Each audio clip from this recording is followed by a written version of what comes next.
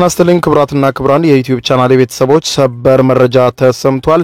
በርከት ያሉ ዓለም አቀፍ መረጃዎችን በተመለከተ በፍጥነት ዩቲዩብ ላይ መረጃዎች እየወጡ ነው። በርከት ያሉ መረጃዎች ዩቲዩብ ላይ በፍጥነት ሲጫኑ ቀድሞ ለእናንተ ማስታወቂያ መልእክት ወይም ኖቲፊኬሽን እንዲደርሷችሁና መረጃዎችን በፍጥነት እንድትከታተሉ የዩቲዩብ ቻናሌን ሰብስክራይብ በማድረግ የደወል ምልክቷን መጫን አትዘንጉ። ወደ መረጃዎቹ ስናልፍ የአሜሪካው ፕሬዝዳንት ዶናልድ ትራምፕ ያልተጠበቀ ዜና ሰምተዋል። ይኸውም ከቀናት በፊት በኢራን ላይ የፈጸሙትን ጥቃት ተከትሎ የኢራን የኒውክሌር መሰረተ ልማቶች ሙሉ በሙሉ አውድም ያለው በማለት የተናገሩት ፕሬዝዳንት ዶናልድ ትራምፕ ንግግራቸውን ተከትሎ ታዲያ ዛሬ ሌሊቱን ያልተጠበቀው ዜና ወጥቷል። ይኸውም ከአሜሪካ የስለላ ድርጅቶች ነው። የአሜሪካ የስለላ ድርጅቶች ባደረግነው ሰፊ የመረጃ ማሰባሰብና የስለላ ስራ የኢራን የኒውክሌር ተቋማት እንዳልተጎዱ አረጋግጠናል ብለዋል። በተለይም ደግሞ የኢራን የኒውክሌር ተቋማት የተወሰነ ጥቃት ቢደርስባቸውም ነገር ግን ጥቃቱም ሙሉ በሙሉ እንዳላወደማቸውና በተለይም የኢራንን የኒውክሌር መሰረተ ልማት ግንባታ በአንድ ወር ወይም ቢበዛ ለሁለት ወር ቢያዘገየው እንጂ ፈጽሞ እንዳልተጎዱና ጉዳቱ እንዳላገኛቸው ገልጸዋል። ይህም ትራምፕ አወደምኩት ያሉትን የኒውክሌር ጣቢያ ዳግም እንዲያንሰራራ ከፍተኛ የሆነ እድል የሚሰጠው ነው ተብሏል። ይህንን ተከትሎ እንግዲህ ትራምፕ ዝምታን መርጠዋል። በሌላ በኩል የተባበሩት መንግስታት ድርጅት እስራኤል በኢራን ውስጥ የፈጸመችውን ጥቃት አስመልክቶ በጥፋተኝነት ወስኖባታል። እንዲሁም የጦር ወንጀል ነው ብሎታል የፈጸመችውን ጥቃት። በሌላ በኩል ደግሞ እንዲሁ ክቡራን አድማጮች የአሜሪካው ፕሬዝዳንት ዶናልድ ትራምፕ በኔቶ ስብሰባ ወደ ሄግ ከተማ በገቡበት ሰዓትም በተለይም አባል ሀገራቱ ፕሬዝዳንቱ እኛንም ይዘው ከፍተኛ ጦርነት ውስጥ ሊያስገባን የሚችል ነገር ውስጥ ከተውናል በማለት በመሪዎች በኩል መደናገጥ እንደነበርም ተመልክቷል። በርከት ያሉ አዳዲስ መረጃዎች ሌሊቱን ወጥተዋል። ዝርዝሩን አስደምጣችኋለሁ። አብረን እንከታተለው። ሰበር መረጃ ነው። ፕሬዝዳንት ዶናልድ ትራምፕ የአሜሪካ ጦር የኢራንን የኒውክሌር ተቋማት ሙሉ በሙሉ አውድሟል በማለት የድል መግለጫ የሰጡ ቢሆንም ፕሬዝዳንቱ ዛሬ ሌሊቱን ከስለላ ተቋሞቻቸው ያልጠበቁትን ዜና መስማታቸው ነው የተነገረው። ዛሬ ሌሊቱን የአሜሪካ የስለላ ተቋማት ባወጡት ሪፖርት መሰረት ለፉት 2 ቀናት በተገኙት የስለላ መረጃዎች መሰረት ኢራን በጥቃቱ ያን ያክል ጉዳት እንዳልደረሰባትና የኒውክሌር ተቋማት እንዳልወደመ የአሜሪካ የስለላ ቢሮ ሙሉ በሙሉ ማረጋገጡን አስታውቋል። የስለላ ተቋማቱ እንዳመለከቱት ምንም እንኳን በኢራን የኒውክሌር ተቋማት ላይ ጉዳት ቢደርስም በተለይም ከመሬት በታች የሚገኙ ወሳኝ የማበልጸጊያ ክፍሎችም ከጥቃቱ ሙሉ በሙሉ መትረፋቸው መረጋገጡን አመልክተዋል። ግኝቱን በቅርብ የሚያውቅና ስሙ እንዲጠቀስ ያልፈለገ አንድ የዜና ምንጭ እንደተናገረው ከሆነ ግምገማውን እንደሚያሳየው አሜሪካ ፕሮግራሙን ወደ ኋላ የመለሰችው ቢበዛም ለአንድ ወር ወይም ለ2 ወር ብቻ ነው ብሏል። ሲኤንኤንን ጨምሮ ሌሎችም የምዕራባውያን መገናኛ ብዙሃን ይህንን የስለላ ሪፖርት ይዘው በፊት ለፊት ገጾቻቸው የወጡ ሲሆን ሲኤንኤን ባሰራጨው መረጃ እንዳመለከተው ፕሬዝዳንት ትራምፕ ጥቃቱን ድንቅ ወታደራዊ ስኬት ሲሉ ካወደሱትና የኢራንም የኒውክሌር አቋም ሙሉ በሙሉ ጠፍቷል በማለት መግለጫ ከሰጡት ጋር በቀጥታ የሚጋጭ መሆኑን አመልክቶ ፕሬዝዳንት ዶናልድ ትራምፕ የተነገረው ሐሰተኛ መረጃ መሆኑን አመልክቶ የኢራን የኒውክሌር ተቋማት ተመተዋል በእርግጥም ቢመቱም በተለይም ደግሞ ኢራንን የከነበራት የኒውክሌር ጉዞ በአንድ ወር ወይም በ2 ወር የሚያዘገያት እንጂ ፈጽሞ የሚያጠፋው እንዳልሆነ መገናኛ ብዙሃኑን ዘግበዋል። ሮይተርስም በተመሳሳይ ከቅርብ ምንጮች ያገኘው መረጃ ጠቅሶ እንደዘገበው ከሆነ በፕሬዝዳንት ዶናልድ ትራምፕ የተነገረው ነገር ትክክል እንዳልሆነ የዘገበው ሮይተርስ ባገኘው መረጃ መሰረት የኢራን የኒውክሌር ተቋማት ጉዳት እንዳልደረሰባቸው አመልክቷል። ይህ አዲስ መረጃ ትክክል ከሆነ የአሜሪካና የእስራኤል ጥቃት የኢራንን የኒውክሌር ስጋት ለአንዴና ለመጨረሻ ጊዜ አስወግዷል ለማለት ፈጽሞ እንደማይቻል ያሳያል ያሉት መገናኛ ብዙሃን ነው። ይልቁንም ኢራን የተጎዱትን ክፍሎች በፍጥነት በመጠገን ዕውቀቷን በመጠቀም ፕሮግራሟን በድጋሚ ልታፋጥንና አይኖቿንም ወደ ኒውክሌር የጦር መሳሪያ ልትጥል እንደምትችል ተነግሯል።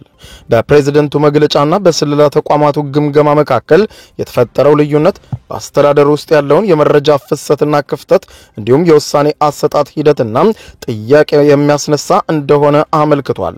ቀጣይ ጣፈንታውም በከፍተኛ ሁኔታ አስጨናቂ ሁኔታ ውስጥ እንዲወድቅ አድርጎታል። ይህ ከስለላ ተቋማት የተረጋገጠው መረጃ ከወጣ በኋላ ፕሬዝዳንት ዶናልድ ትራምፕ በጉዳዩ ላይ ዝምታ መምረጣቸው ተነግሯል። በሌላ በኩል ፕሬዝዳንት ዶናልድ ትራምፕ በኢራን ላይ የወሰዱት ያልተጠበቀ ወታደራዊ እርምጃና ይህንኑ ተከትሎ ያወጁት የተኩስ አቁም ስምምነትን ተከትሎ በሄግ በሚካሄደው የኔቶ የመሪዎች ጉባኤ ላይ ሲደርሱ በአጋር ሀገራት ዘንድ ከፍተኛ ጭንቀትና የግራ መጋባት ስሜት እንደነገሰ ዲፕሎማቶች መግለጻቸውን መገናኛ ብዙሃን ዘግበዋል።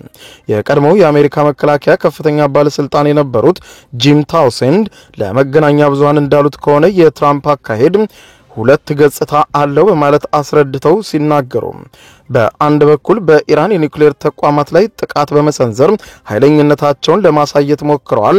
በሌላ ሁኔታ ደግሞ ሁለቱን ሀገራት ወደ አንድ አይነት የተኩስ አቁም በማምጣት ደግሞ ስኬት ለማሳየትም ሞክረዋል በማለት ገልጸዋል። ታውሴንድ እንደተናገሩት ከሆነ የአውሮፓ መሪዎች ዋነኛ ስጋት የፈጠረው በተለይም የትራምፕ አካሄድ ያልተለመደ መሆኑ ነው በማለት ገልጸው ይህ የተኩስ አቁም ስምምነት ከተለመደው የዲፕሎማሲ አካሄድ ውጭ ነው ያሉት የቀድሞው ባለስልጣን በተለምዶ እንዲህ አይነት ስምምነቶች በወረቀት ላይ በሰፈረ ማዕቀፍና በሁለቱ ወገኖች መካከል በተደረገ ንግግር ነው መተግበር የሚገባው ብለዋል። የተኩስ አቁም መግለጫው ግን በማህበራዊ ሚዲያ ብቻ በድንገት የወጣና በዋና ተዋናዮቹ ኢራንና እስራኤል ሙሉ በሙሉ ያልተረጋገጠ መሆኑ በአጋር ሀገራቱ ዘንድ ቀጥሎ ምን ሊፈጠር ይችላል? አሜሪካ እኛ አባል ሀገራቱን ይዛ ጦርነት ውስጥ እየገባች ነው በሚል የኔቶ አባል ሀገራት ዘንድ ግራ መጋባት እንደነገሰ አመልክቷል። የኔቶ አባል ሀገራት ስጋት ትራምፕ ያለነሱ ምክክር መካከለኛው ምስራቅን ወደ ከፋ ቀውስ ሊከት የሚችል እርምጃ መውሰዳቸው፣ በተመሳሳይ መልኩም ከባድ የሆነውን የሰላም ስምምነት በግልና መደበኛ ባልሆነ ማህበራዊ ሚዲያ ልጥፍ ብቻ ማወጃቸው ይህ የትብብር የውሳኔ አሰጣጥ ሂደት ጥያቄ ውስጥ እንዲወድቅ አድርጎታል ብለዋል። ወደፊትም ትራምፕ ሊወስዷቸው ስለሚችሉ ያልተጠበቁ እርምጃዎችም ከፍተኛ ስጋት እንደገባቸው የኔቶ አባል ሀገራት ሲናገሩ መደመጣቸውን መገናኛ ብዙሃን ዘግበዋል። በሌላ በኩል የዩናይትድ ስቴትስ ፕሬዝዳንት ዶናልድ ትራምፕ ወደ ኔቶ የመሪዎች ጉባኤ እያመሩ ሳለ ከጋዜጠኞች ለቀረበላቸው ጥያቄ ምላሽ ሲሰጡ የአሜሪካ ጦር የኢራንን የኒውክሌር ተቋማት ማውደሙን ታላቅ ክብር እንደሆነ ሲገልጹ የመግለጫቸው ፕሬዝዳንቱ በወሰዱት ወታደራዊ እርምጃ ላይ ያላቸውን ኩራት በተደጋጋሚ ያሳየ ቢሆንም የወጡት መረጃዎች ግን ተጣርሰዋል ብለዋል።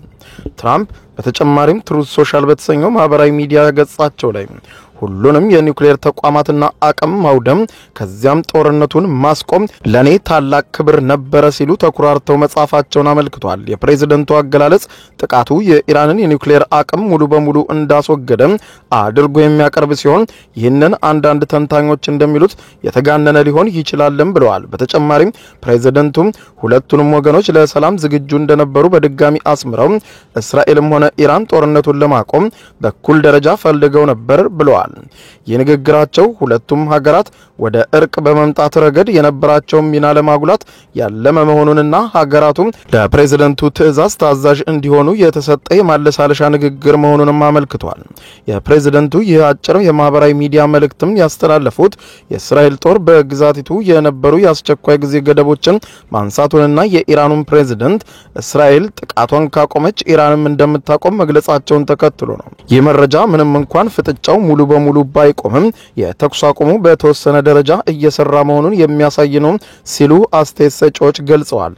በሌላ በኩል የእስራኤል ጦር በትናንትናው ዕለት አመሻሹም ባወጣው መግለጫ እንዳስታወቀው ከኢራን ጋር በተፈጠረው ግጭት ምክንያት በመላ ሀገሪቱ በእስራኤል ተጥለው የነበሩ የአስቸኳይ ጊዜ ገደቦች መነሳታቸውን አስታውቋል። ይህ እርምጃ ትምህርት ቤቶችና አብዛኞቹ የሥራ ቦታዎችም ወደ መደበኛ ስራቸው እንዲመለሱ የሚያደርግ ሲሆን የእስራኤል መንግስት በተኩስ አቁሙ ስምምነት ላይ እምነት እያሳደረ መሆኑን ገልጿል። የእስራኤል የሀገር ውስጥ ግንባር እዝ ወይም ሆም ፍሮንት ኮማንድ ባወጣው መግለጫ ከኢራን ጋር የነበረውን የ12 ቀናት ፍጥጫ ጋብ ማለቱን ተከትሎ ህዝቡ ወደ መደበኛ እንቅስቃሴው እንዲመለስ የሚያስችሉ ማሳያዎችም አድርጎታል። በዚህም መሰረት ዝግ የነበሩ ትምህርት ቤቶች በሙሉ በአስፈላጊና በአስቸኳይ ሁኔታ እንዲከፈቱና አገልግሎት እንዲሰጡ ወስኗል። ይህ ውሳኔ አሁን የተሰማው የእስራኤል ጦር ቀደም ሲል የጦርነቱ ግቦች በኢራን ላይ አሳክተናል በማለት ተኩሱን እንደገና በጋዛ ሰርጥ ላይ ወደሚያካሄደው ዘመቻ እንደሚመለስ ካሳወቀ በኋላ ነው። እነዚህን ሁለት ተከታታይ መግለጫዎች እስራኤል ከኢራን ጋር ያለውን ቀጥተኛ ወታደራዊ ፍጥጫ ለጊዜው ለማቆም መወሰኗ አመላካች ነው ተብሏል። ምንም እንኳን ፕሬዝዳንት ትራምፕ የተኩስ አቁም ስምምነቱን ካወጁ በኋላ አልፎ አልፎ ጥቃቶች ቢሰነዘሩም የእስራኤል የአስቸኳይ ጊዜ ገደቦችን ማንሳት የተኩስ አቁሙን እንደሚያጸና ያላትን ተስፋ ያሳያል። ይህ እስራኤል እርምጃ የተገለጸው ፕሬዝዳንት ትራምፕ ሁለቱን ሀገራት ስምምነቱን ባለማክበራቸው ደስተኛ አለመሆናቸውንና በተለይም እስራኤል በፍጥነት ተኩስ የማቆም እርምጃ እንድትወስድ ደጋግመው ስሟን በመጥራት ካሳሰቡ በኋላ ነው። ይህ እስራኤል እርምጃ ኢራንም ተመሳሳይ እርምጃ እንድትወስድና ግጭቱ ሙሉ በሙሉ እንዲቆም ግፊት ሊፈጥር እንደሚችልም ተመልክቷል። በሌላ በኩል የተባበሩት መንግስታት ድርጅት እስራኤል በኢራን ላይ የፈጸመችውን ጥቃት አስመልክቶ ዓለም አቀፍ የሕግ ጥሰት ነው ሲል የተባበሩት መንግስታት ድርጅት በእስራኤል ላይ መወሰኑ ተሰማ። እስራኤል በኢራን ውስጥ በሚገኘው ኤቪን በተባለ እስር ቤት ላይ የፈጸመችውን የአየር ድብደባ አስመልክቶ በዓለም አቀፍ ሕግ ላይ የተፈጸመ ከባድ ጥሰት ነው ሲል የተባበሩት መንግስታት ድርጅት በእስራኤል ላይ ወስኖባታል። ኢራን እንዳለችው ከሆነ እስራኤል በእስር ቤቱና በተያያዥ የእስር ቤቱ ክፍሎች ላይ በፈጸመችው ጥቃት ጉዳት አድርሳለች ብሏል። የተባበሩት መንግስታት ድርጅት የሰብአዊ መብቶች ጽሕፈት ቤት ጥቃቱን አስመልክቶ በሰነዘረው አስተያየት ድርጊቱ የሕግ ጥሰት መሆኑን አመልክቷል።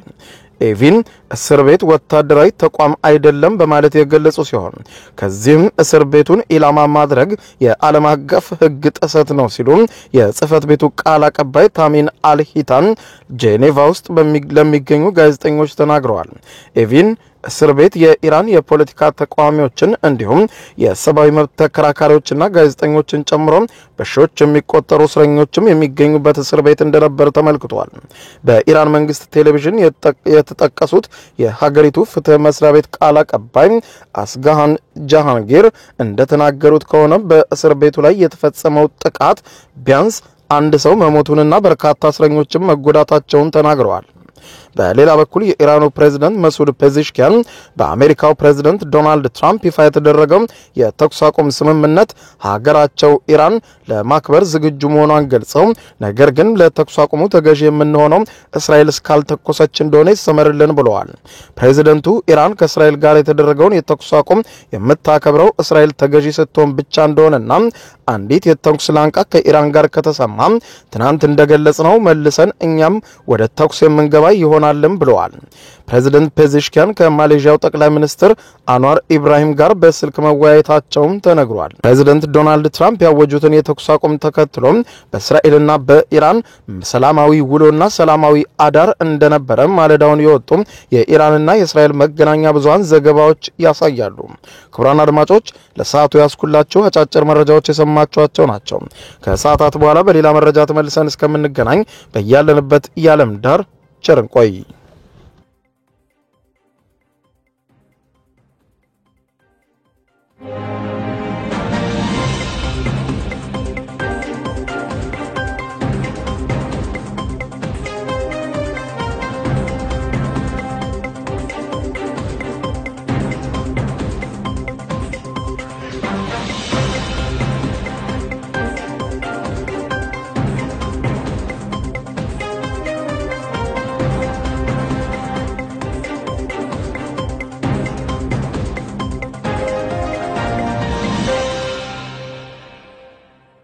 የዩቲዩብ የስኬት ሚስጥሮችን በዝርዝር የያዘው የአቤል ብርሃኑ የወይኗ ልጅ አዲስ መጽሐፍ በገበያ ላይ ዋለ። ዩቲዩብ ለመጀመር በአጭር ጊዜ ስኬትን ለመቀዳጀት አስበዋል? ዩቲዩብ ጀምረው ሚስጥሮቹ አልገባ ብለውታል? እንግዲያውስ አዲሱ በዩቲዩብ 2 የወርቅ 3 የብር ሽልማቶችን ያገኘው የአቤል ብርሃኑ የወይኗ ልጅ የዩቲዩብ ሚስጥሮች መጽሐፍ በዝርዝር ሁሉንም ያብራራሉታል። ዛሬውኑ ገዝተው ህልሞን የሚያደርጉበትን የዩቲዩብ የስኬት መንገድ ይጀምሩ። በውጭ ሀገራት ለምትገኙ ከአማዞን ላይ ብታዙ በቀናት ውስጥ ደጁ ይደርሳል። የአማዞን ሊንኩን እዚህ ቪዲዮ ኮሜንት ላይ ያገኙታል። በሀገር ውስጥ ለምትገኙ በ0949 13 0000 ቴሌግራም ላይ ይዘዙ። ካሉበት ቦታ እናደርሳለን። የዩቲዩብ ሚስጥሮች ዘመኑ ጋር ተፈላጊ መጽሐፍ